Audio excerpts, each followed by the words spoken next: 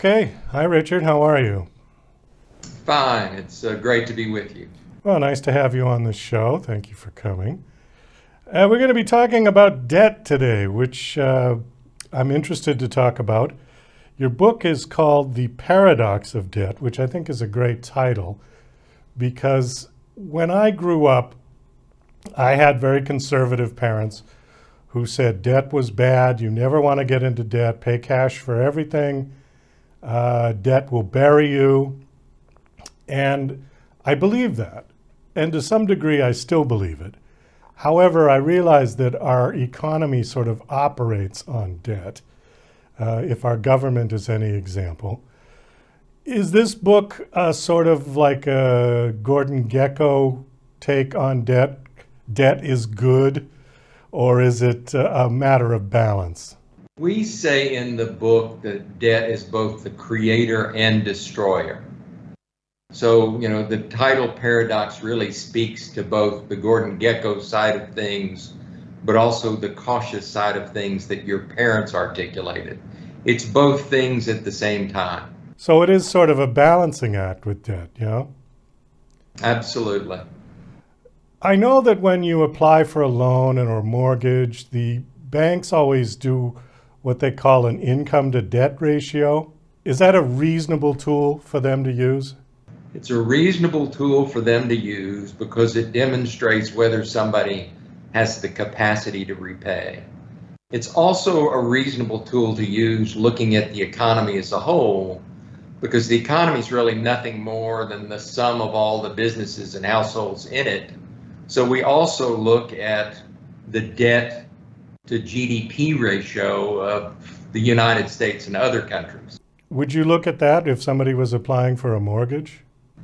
Absolutely. And in Yeah. fact, the very fact that people did not look at that in 2005 and 6 and 7 kind of dispensed with the fundamentals of lending is what got us into so much trouble in that period. Folks were making loans without reference to income checks, without verifying whether an individual had a job.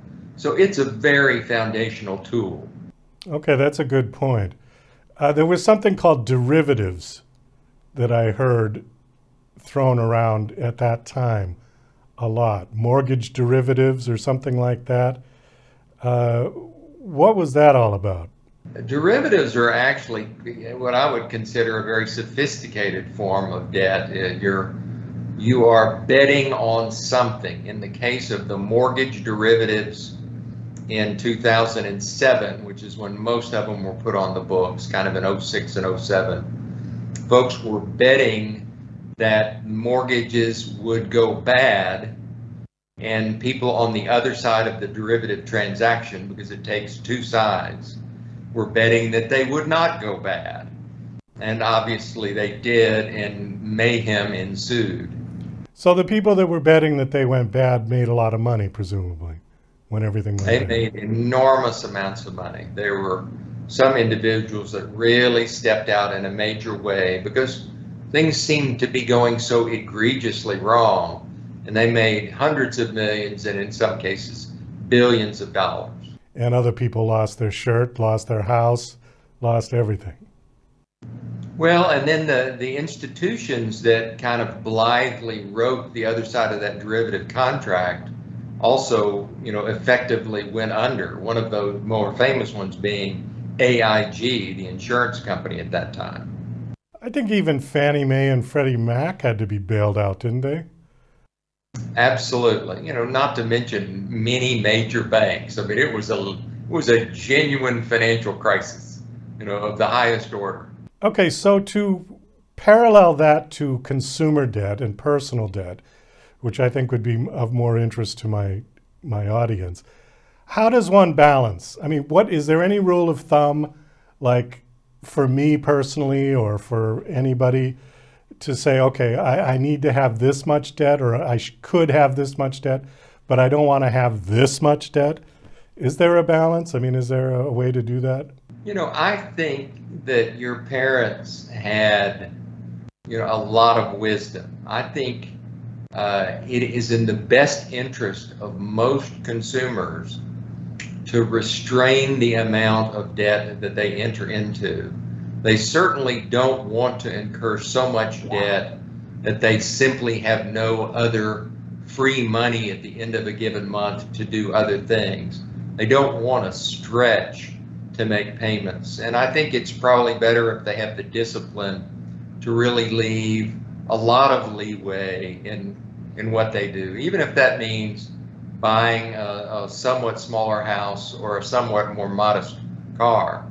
I think the other rule of thumb that I would invite folks to consider is the difference between borrowing to invest and borrowing to spend. If you're borrowing to buy a house, it's a reasonably priced house that you can genuinely afford, that's probably going to pay off for you over time.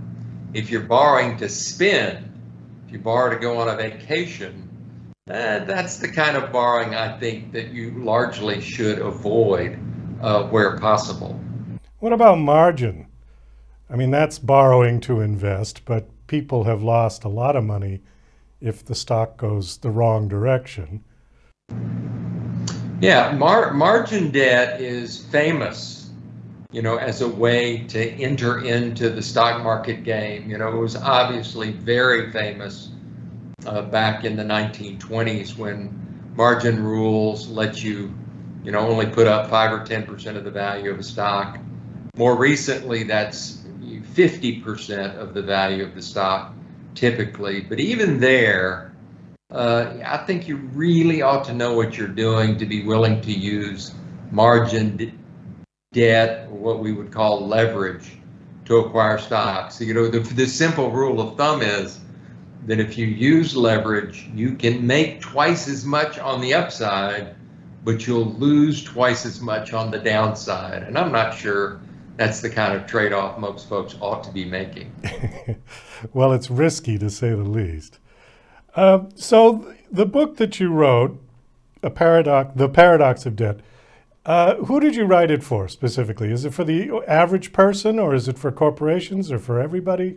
I think it's for folks that genuinely have an interest in understanding how the economy as a whole works. If you're the kind of individual that reads a lot about the debt ceiling crisis, such as we just had, or you really want to know what the forecasters are saying about what's going to happen to GDP and whether we're going to have a recession, if you're genuinely that type of person, this book's a very important book for you. If you happen to be in a policy-making position, we have a lot of friends in Washington, D.C., and I think perhaps everybody in that town is in some sort of policy-making arena. This is a very important book for you. We also talk about the 6 other largest countries in the world, Germany, England, China, Japan. And if you have an interest in how things work across country boundaries, this is a book for you. So, that's how I would describe it. How do you feel that the U.S. economy is doing right at the moment? Because it seems to me, when I read articles concerning the economy, if it has to depend on who wrote it.